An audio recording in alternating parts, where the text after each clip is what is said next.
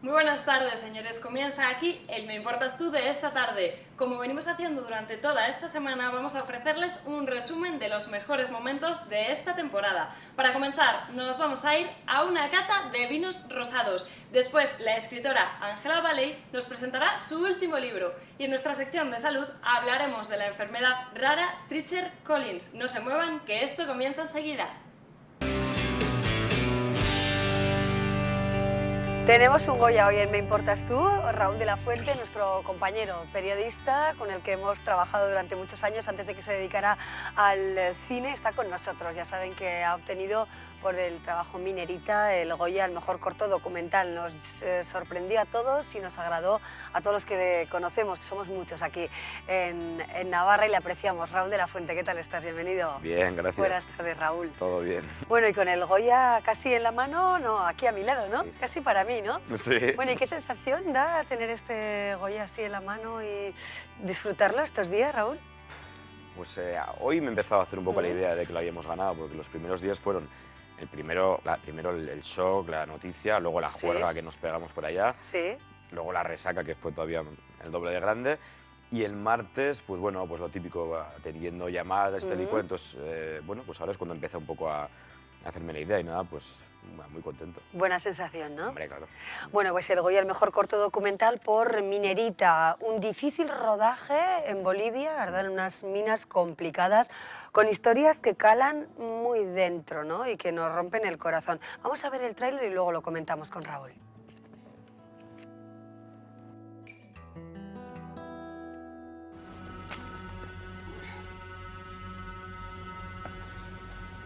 Anda, chispa. Ven. Ven, vamos, chispa, ven. Chispa. Déjame ver qué chispa, Rafael. ¿Qué no pongo? Axel, ¿qué? Vigila, ¿eh?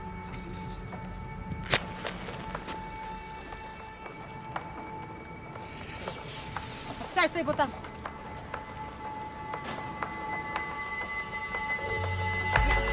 Más adelante, más adelante.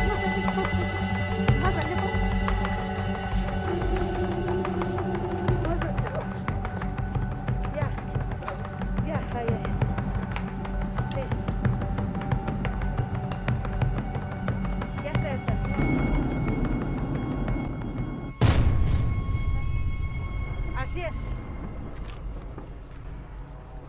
Así mueremos en el cerro con nosotros.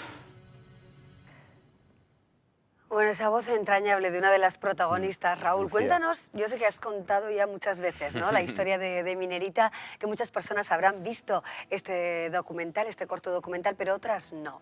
Y sobre todo nos vamos a dirigir a esas personas que quizá todavía no hayan visto Minerita, ¿no?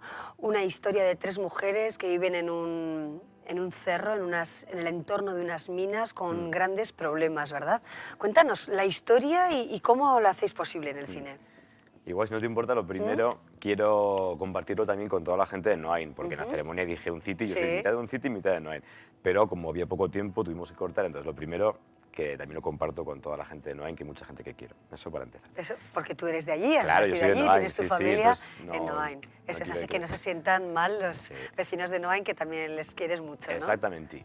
Y hablando de lo que me decías, bueno, pues yo conocí la historia por Dani Burgui, que es un periodista de aquí de Pamplona, y Ander Izaguirre. Entonces leí un reportaje que ellos escribieron y, pues, no sé, como que me enamoré de la figura de Abigail, ¿no? Que era una niña minera que entraba en las minas a trabajar. Yo leí aquel texto y enseguida les llamé y les dije que me gustaría llevarlo a la pantalla, que lo veía muy cinematográfico y, bueno, no sé qué me ponía, ¿no? Y, bueno, ellos me ayudaron, me dieron mucha información, porque ellos conocen el cerro mucho mejor que yo. Entonces me situaron bastante y vimos, hablando con ellos, que quizás en lugar de trabajar el tema de niños que entran en la mina, quizás era más interesante hablar de las mujeres que viven o dentro o fuera de la mina, ¿no? Porque ellos, cuando fueron por primera vez, conocieron el trabajo infantil, pero cuando fueron la segunda y la tercera se dieron cuenta que había un drama, ¿no?, latente en ese cerro, que era la situación de la mujer. Entonces, bueno, como ellos lo tenían claro y yo no lo conocía el tema, me pareció muy bien y nos fuimos para allá. Claro, la situación de la mujer desde todos los puntos de vista, ¿no? Las dificultades que tienen incluso para alimentarse, para la higiene, el problema que pueden tener también con el asalto de algunos hombres en ese territorio, bueno, pues casi perdido de todo, ¿no? Sí, es un lugar muy hostil, la policía ni sube. Entonces estas mujeres están muy desprotegidas, ¿no? Allí, por ejemplo, a veces les toca tomar agua contaminada por los residuos de la mina, obviamente no hay electricidad, pasan mucho frío, pero bueno, sobre todo lo que nos quisimos centrar fue en el desamparo que viven y la desprotección que tienen hacia los hombres, ¿no? Hacia los asaltos. Allí lo que sucede es que los hombres se están jugando la vida dentro de las minas, las galerías, y cuando salen pues se consideran con derecho a todo y se toman unas borracheras increíbles y acaban pues eso, violando a mujeres, apaleándolas. Nos contaba, por ejemplo, Ivone, pues que alguna mañana se había encontrado con una adolescente desnuda tirada en una cuneta, ¿no? Entonces, bueno, pues esa historia nos pareció muy potente y digna de contarla, ¿no? Y Sí. a eso nos metimos. Hombre, es una historia dramática y triste, pero es verdad que tiene cierto halo de optimismo en cierta medida también, ¿no? Bueno, yo creo que el optimismo se lo dimos de manera un poco artificial con esa secuencia final en la Sí, cual sí. pues, Abigail corre, ¿no? Por el Salar de Sí, Uyuni. sí. Eso ya lo teníamos pensado desde aquí. Yo veía que si no iba a ser una historia demasiado dura y bueno, decidimos darle pues como una redención, ¿no? A Abigail, o sea, sacarla de la mina Claro. y llevarla a correr libremente, pues vestida con las gafas y tal, Sí. para que la película no acabara de manera tan horrible.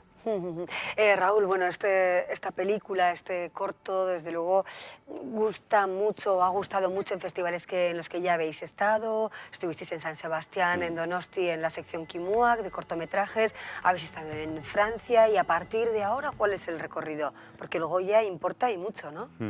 Sí, bueno, habrá que verlo, a ver, ¿no? Lo primero es que formamos parte del catálogo de Kimuak, como tú dices, y eso es una bendición para un cortometraje, ¿no? El catálogo de Kimuak lo que hace es que te pone en todos los festivales un catálogo muy selecto de cortos vascos, entonces, bueno, pues eso nos está ayudando un montón a que la película se difunda. Y bueno, ahora pues el Goya, pues no sé, supongo que algo ayudará. Nos han seleccionado ahora en Nueva York, Sí. ayer mismo, Hungría, Grecia. Bueno, sí que vemos que hay como movimiento. Claro. Bueno, y cómo hay quien nos pregunta también, ¿no?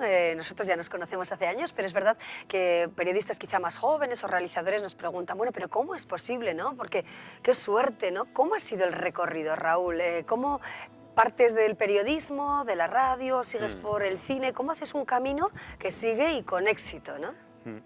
Yo estudié audiovisual y bueno, en aquel momento ya en la carrera me di cuenta que a mí estar delante de la cámara, como ahora, no me hace mucha gracia, ¿no?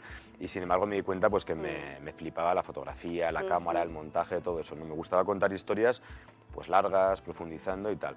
Entonces, bueno, pues tras acabar la carrera tuve la suerte de entrar en prácticas en ITP, que es una productora de Navarra, Sí. que dirige Enrique Urdanoz y María Cabanas y tal. Y ellos me dieron mi primera oportunidad. Me empezaron a dejar cámara, era un poco pues eso, el ayudante, el chavalín. Entonces estaba, pues llevaba cables, hacía cosillas, hasta que un día me dijeron que bueno, que ya llevaría yo la cámara y filmara. Y era una época en la que el videoclip tenía mucha fuerza. ITP era la mejor empresa de España haciendo videoclips, o una de las mejores por lo menos. Y bueno, pues tuve la suerte de rodar pues, con Rosana, con Amparo Sandino, con la vieja Tola Santiaguera, y ahí joder, empecé pues, a viajar, ¿no? Y a tener la responsabilidad de contar, siendo un criajo que aún casi ni sabía manejarme, ¿no? De contar historias, ¿no? Y me acuerdo que iba a ITP y cuando yo salía de trabajar a la tarde, pues entraba yo, ¿no? Turno de noche. En aquel tiempo ni me acuerdo, o sea, ni sabía cómo se manejaban aquellas máquinas. Yo me ponía ya a enredar y bueno, pues hacía lo que podía hasta que pues yo le agradezco mucho a Enrique Urdanoz la oportunidad que me dio. Luego otra persona importante en este proceso, ¿no? Pues es Pablo Iraburu y la gente de Arena Comunicación, con el cual he trabajado muchos años, que es un gran compañero y amigo que me ha enseñado mucho. Pues Pablo también me dio la oportunidad de empezar a contar historias, en este caso documentales, ¿no? Que es mi auténtica pasión. Y enseguida también Pablo confió mucho en mí, me dejó cancha, me dio oportunidades y responsabilidades y claro, eso para mí pues, me fue haciendo avanzar, ¿no? Y bueno, pues luego poco a poco, Nómadas, por ejemplo, fue una historia que codirigí con Pablo, que, bueno, pues que me llegó a través de él, ¿no?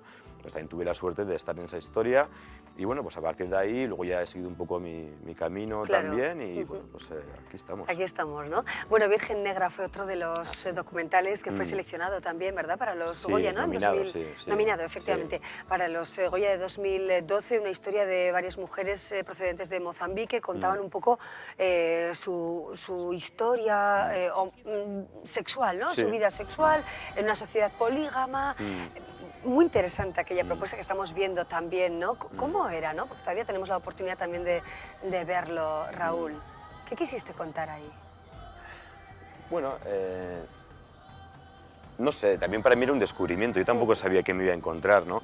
Esto en realidad nació como un encargo, había una ONG de Donosti que se llama Urralde y ellos nos encargaron contar esta historia. Y lo único que nos dijeron fue, queremos una historia que hable de salud sexual y reproductiva y en Mozambique. Eso fue lo único que nos propusieron. Entonces, a partir de ahí, pues bueno, nos documentábamos, leímos y tal y cual, y viajamos a Mozambique, pues básicamente a hablar con mujeres, a ver qué nos contaban de su vida, ¿no? O sea, no fue una elección propia, sino que fue un encargo. Lo que sí que fue un encargo es que me dieron mucha libertad. Entonces, pues bueno, aquí tuvo mucha, bueno, aquí y en todo lo que hago, tuvo mucha importancia la figura de Amaya Ramírez, que es la productora de Kanaki, de Minerita, de Virgen Negra, ¿no? Y me acuerdo, bueno, pues que era ella sobre todo la que entablaba estas conversaciones con las mujeres, ¿no? Y me acuerdo muy bien, pues que desde el principio comentábamos, oye, pues no les interrogues, ¿no? Tú también cuéntales tus historias y tal, para que sea realmente un diálogo y ellas vean que bueno, que relajado, estamos interesados, ¿no?, en lo vuestro, pero también te cuento lo mío, ¿no? Sí, sí, Entonces, bueno, pues Amaya la verdad que tenía bastante mano, hasta falaba portugués, allá muy bien. Yo me alejaba bastante con la cámara al principio para no molestar, luego ya vi que tampoco importaba mucho y ya pues estaba con las mujeres hablando y tal. Y bueno, fue un rodaje pues muy breve, muy caótico también, porque tampoco teníamos muchos medios y andábamos por ahí, no, casi parando a la gente por la calle, oye, ¿quieres hablar de sexo conmigo, no? Sí, sí. Una historia, pues eso, de pequeño presupuesto, una cosa pequeñita, pero bueno, gracias a Urralde que nos dio la oportunidad, pues mira, también contamos esa historia de la cual también estoy muy orgulloso. Claro. ¿Y ahora qué estás haciendo, Raúl? Bueno, ahora y ¿Qué estás desde preparando hace un tiempo ya? Sí. Sí, pues preparo Un día más con vida, que es una película de animación, es dibujo animado. Es una película bélica sobre Richard Kapuscinski y sus andanzas, desventuras y aventuras durante la guerra civil de Angola, años 35. Sí, sí. Y bueno, es un proyecto muy grande en el que llevo metido ya junto con Amaya bastante tiempo. Es una coproducción con 4 países, el nuestro, Polonia, Bélgica y Alemania. Y bueno, pues una historia, un proyecto muy largo, que es, bueno, pues es complejo echarlo a andar porque, bueno, como te digo, son 4 países, una historia complicada, y por eso también me gusta hacer historias como Minerita, ¿no? Para un poco salir del día a día de esa película tan larga en el tiempo y pues eso, escaparme a hacer cositas pequeñas como Minerita, que en un mes lo ruedas, en otro mes o 2 lo montas y... Adelante, bravo. y triunfas.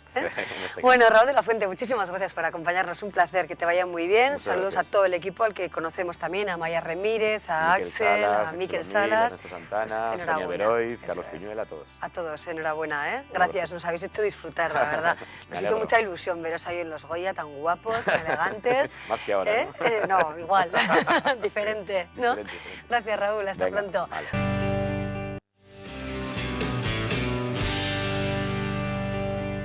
Navegando por la mente fue el libro que motivó, bueno, que conociéramos realmente a nuestro invitado de esta tarde, Leonardo Resano. Él es especialista o experto en todo lo que concierne a la autoestima, la creatividad, el desarrollo de la mente y el crecimiento personal. Hoy nos acompaña, esta tarde tiene una conferencia, mañana tiene una conferencia en Civivox Milagrosa, y sí, esta tarde tiene otra, pero no en Pamplona, en este caso en Marcilla. Leonardo Resano, ¿qué tal estás? Bienvenido. Hola, muy buenas tardes. Gracias por acompañarnos. Y gracias por invitarme. Bueno, leímos ese libro, Navegando por la mente, y hoy hablamos de pensamiento crítico y aprendizaje, que tiene mucho que ver con la mente también, sin duda alguna, ¿no? ¿Cómo se ve condicionado nuestro pensamiento, por cierto? Así, para comenzar. Bueno, sí, el condicionamiento es lo principal de la mente y del cerebro, porque a lo largo de la vida, desde bien pequeñitos, tenemos agentes externos que nos van condicionando y programando el cerebro. Ya sean agentes familiares, instituciones educativas, religiosas, políticas, nos van programando el cerebro desde niños y luego de adultos nos encargamos de seguir condicionándolo nosotros mismos. Entonces tenemos que ver hasta qué punto estoy haciendo lo que quiero hacer y hasta qué punto desarrollo el programa que me han introducido desde niño. Eso es. Bueno, es cuestión de desaprender en muchos momentos de la vida, ¿no? Desaprender, sí. Desaprender es descartar aquello que no me vale. Tenemos el cerebro muy lleno de muchos datos, muchísimos, como un vaso de agua, que está lleno de agua. Si la quitas y echas whisky, estará lleno de whisky. Entonces nuestro cerebro es lo mismo. De aquellas cosas que lo llenemos, en eso nos convertimos. Entonces hay que darse cuenta de qué cosas tengo que descartar. Y para eso tengo que tener un pensamiento crítico, que es diferente a criticar. Pensamiento crítico quiere decir que estoy observando y atendiendo con entusiasmo cuál es la verdad. No la verdad que me han introducido y yo me he encargado de engordar, sino la verdad, la vida tal cual es. Claro, pero bueno, eso es un proceso también de aprendizaje bastante intenso, ¿eh? Que quizá muchas veces Sí.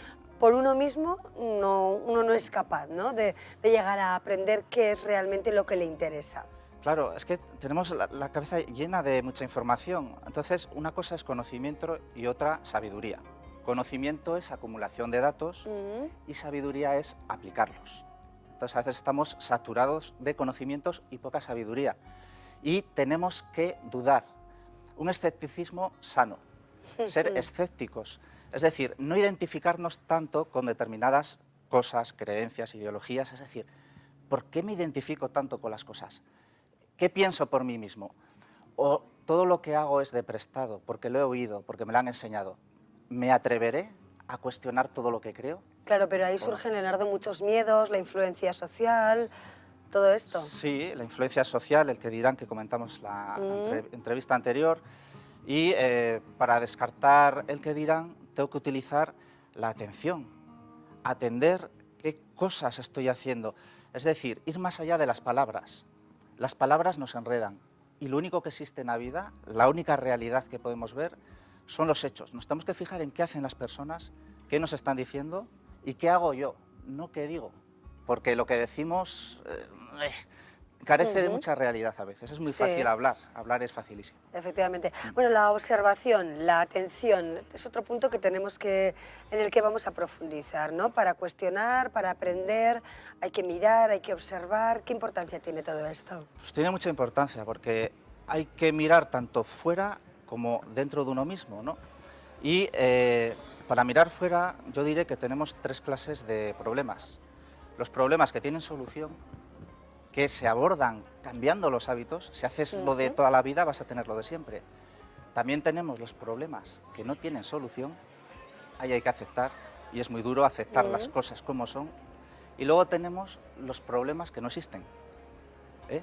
Uy, mi chaval que no llega a casa, que le estoy esperando, habrá tenido un accidente, Dios mío. Sí, sí, sí. Es decir, problemas que no existen. Esos son los que más me gusta abordar porque la mayoría de sufrimientos que tenemos a lo largo de la vida son por problemas que no existen. Anticipar te hace ansioso y recordar te hace un poco depresivo. Es decir, enfoca la atención es curativa. Si atiendo a lo que hay, salgo de mí y por eso es curativa. Y si me atiendo a mí mismo, ¿qué nos ocurre cuando nos atendemos a nosotros mismos? ¿Por qué razón será que siempre es algo malo? Hoy qué torpe estoy hoy, cómo he venido, hoy no sé el pelo, cómo lo llevaré hoy, he venido a la tele, Dios mío. ¿No? Sí, sí. Si me atiendo a mí, todo es un rollo. Entonces la atención es incluso curativa porque me hace salir, estoy atendiendo a los demás y escuchando. Y una cosa más, hay tiempo. Sí, si dos personas están hablando entre ellas, ¿qué suele ocurrir cuando discuten? Aquí en las teles que hacemos además muchos debates políticos. Sí, sí. Como ahora Como mismo. estamos identificados solo con lo mío, solo mi idea y mis cosas, ¿qué ocurre cuando dos personas riñen? El diálogo interno. Cuando se calle, le pienso decir que no sé qué, no sé cuántos. Y mientras te está hablando, y no estás haciendo ni puñetero caso, Y que no se me olvide que le toque, es decir, salir de uno mismo y atender. Y te enterarás de las cosas, de los animales, de todo, la observación. Así es. Es muy bonito. Bueno, diferentes inteligencias también, ¿no? Distintos aprendizajes. Sí, el aprendizaje es muy interesante porque es la transmisión cultural. Y luego, lo más importante del aprendizaje es el autoaprendizaje. Enseñarme a mí mismo, y como hemos dicho antes, descartar y desaprender lo que no me interesa. Y las diferentes inteligencias, que las nombró Howard Gardner, son aquellas cosas que nos pueden hacer feliz. Se descubrió que en los perros pastores de ovejas, cuando hacen su función, están más felices, mueven más el rabo, síntoma de felicidad, porque hacen lo que saben. Entonces tenemos muchas inteligencias, 7 oficiales, según Howard Gardner, la musical, la verbal y lingüística, la inteligencia social, la intrapersonal, varias, y de aquí lo que podemos sacar de provecho en la tele es que si hago lo que sé hacer, si hago lo que me entusiasma, entusiasma viene de enteos, quiere decir tener un Dios dentro, si hago lo que me entusiasma, voy a coger energía. Entonces tengo que descubrir lo que me entusiasma. Y para descubrirlo tendré que probar cosas, tendré que salir a hacer cosas. Ya sé cosas que me interesan, pero igual hay otras que me interesan y no lo sé. Entonces tengo que contactar, comunicar, salir un poco de casa y desarrollar mediante el aprendizaje y la transmisión de cultura, como en la tele, que es una transmisión, Sí. Transmitir lo que sé y aprender de los demás mientras enseñas. Solo se aprende en contacto. Sí, bueno, labor no difícil quizá para determinados profesionales, ¿no? Si nos situamos en un ámbito profesional de la vida. Por ejemplo, los periodistas, obviamente, pues sin sentido crítico de la vida y sin pensamiento crítico, pues difícilmente podremos desarrollar nuestra profesión, ¿no? Pero es cierto que hay otro tipo de profesiones que no tienen tanto que ver con estas cuestiones de la vida con las que trabajamos nosotros, que, bueno, pues pueden olvidar un poco, ¿no? Estas claves, estas pinceladas que nos dejas, Leonardo. Incluso grupos de población, bueno, que por sus características, porque no tienen posibilidades quizá de salir un poco a recorrer el mundo, por decirlo de alguna manera, bueno, pues ven difícil pues, hacer cambios en su vida en este sentido, ¿no? En dejarse de condicionar por los demás, dejarse de influir por lo que supuestamente dicta la sociedad, dejarse, bueno, pues realmente salir un poco de lo que es lo perfectamente estipulado, ¿no? Sí. ¿A quién hay que mirar fijamente y decirle, bueno, pues hay que cuestionarse un poco lo que tienes, ¿no? Yo creo que hay sociedades que tienen unos sistemas más cerrados y que es más difícil tener un pensamiento libre, pero a la persona que te lo tienes que decir es, sobre todo, a ti mismo. Tienes que entender que tú diriges. Es decir, el pensamiento es pasado, nace de la memoria. Si hacemos 3 segundos solo, un ejercicio, y yo te propongo ahora, piensa algo adrede sin palabras e imágenes, ¿no? Damos unos segundos, voy a pensar algo adrede sin palabras e imágenes. Me bloqueo, no puedo. El pensamiento está alimentado de palabras e imágenes. Entonces, independientemente de la sociedad donde viva, en la Edad Media salía gente con la amenaza de ser quemados en la hoguera que se atrevían, porque se habían observado a sí mismos y habían cuestionado todos los poderes. Me da igual que sea de creencias de cualquier tipo, ¿eh? Entonces, me lo tengo que preguntar a mí. Y como he dicho antes, tengo que controlar yo las palabras y las imágenes, que es el alimento del pensamiento. Dirijo yo el espectáculo que hay aquí. Y lo que ocurre es que a veces el pensamiento me dirige a mí, ¿no? Pasa mucho. Yo hoy llevo un día y nos mentimos. Muchas veces en clases algunas personas me dicen que ya sabes que soy muy torpe y yo no valgo pan. ¿Cómo que no vales? Eso es mentira. Entonces, ¿por qué nos mentimos? Tenemos que estar atentos a las palabras y saber que yo soy el que manda en lo que hago, digo y pienso. Ahora puedo decir, la culpa la tienen los políticos. Ay, mis padres que de niño me hicieron... No. ¿Cuándo vas a madurar? Es lo más fácil, ¿no? Claro. Eso. ¿Cuándo vas a madurar? Pensamiento crítico. Es decir, no significa criticar, significa observar para ver la vida tal cual es. Y también mis fallos. Y más los que trabajan en política, mirarse a sí mismos, es decir, y colaborar, unirse, no solo A, B, C, unir, cuestionarse, no, es que es un rollo si no.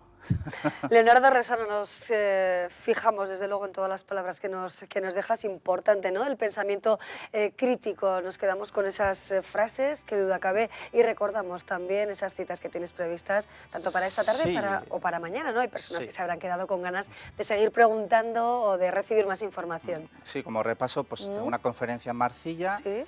que va sobre el entusiasmo precisamente Sí. y la ilusión. Mañana en Ecibibos Milagrosa y luego tengo una clase pendiente Sí. Que pueden llamarme para apuntarse porque hay plazas para hablar de estos temas y salir de uno mismo y disfrutar de la vida. Efectivamente. Bueno, Muchas pues gracias. disfrutamos de la vida. Gracias, Además, Leonardo. me importas tú, es un nombre que da gusto, oye, me importas tú. Aquí sí, Aquí nos vengo- importan muchas cosas, ¿no? Y Muy por bien. supuesto también tú, que hace referencia pues, a todos los que nos eligen, ¿no? Todas las Gracias, tardes. muchas Gracias, gracias. Leonardo. Hasta pronto.